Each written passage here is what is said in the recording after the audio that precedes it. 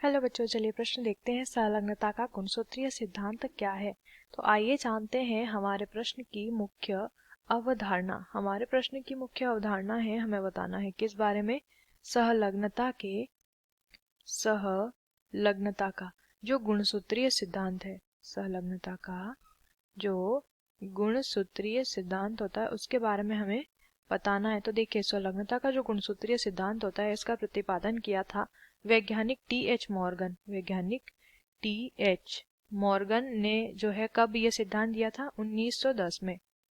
1910 में इन्होंने ये सिद्धांत दिया और इस सिद्धांत के कुछ बिंदु उन्होंने बताए। देखिए, बिंदु लिख लेते हैं यहाँ पर। जो है इस सिद्धांत के अनुसार, देखिए इस सिद्धांत के अनुसार जो जीन संलग्नता दर्शाते हैं, संलग्नता क्या होती है। देखिए, एक गुणसूत्र पर स्थित, एक ही गुणसूत्र पर पास पास स्थित दो जीन जब संतति में एक साथ प्रवेश कर जाते हैं, दो या दो से अधिक जीन, तो इन जीनों को संलग्न जीन और इस गुण को संलग्नता कहा जाता है। अब ये जो जीन होते हैं, ये जो संलग्नता दर्शा रहे हैं, ये जीन एक ही गुणसूत्र पर स्थित होते हैं, एक ही गुणसूत्र पर क्या होते हैं, स्थित होते हैं।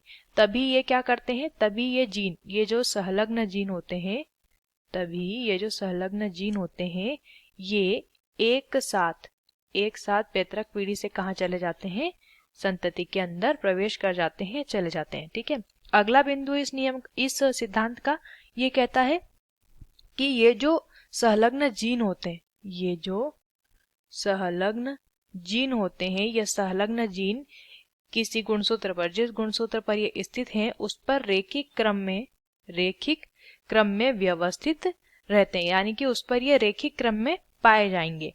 ठीक है, ये जो इसका अगला बिंदु जो होता है हमारा इस सिद्धांत का, वो ये कहता है कि ये जो संलग्न जीन होते हैं, ये जो संलग्न जीन होते हैं, कई बार जीन विनिमय की जो प्रक्रिया होती है, कई बार जीन विनिमय की प्रक्रिया के कारण क्या होते हैं, टूट भी जाते हैं। यानी कि जब क्रॉसिंग ओवर या जीन विनिमय हो जाता है तो ये इनका जो संयोजन है, यानी ये जो साथ साथ जाने की इनकी जो क्षमता होती है, वो एक पीढ़ी से दूसरी पीढ़ी, लेकिन दूसरी पीढ़ी से तीसरी पीढ़ी में ये नहीं जा पाते।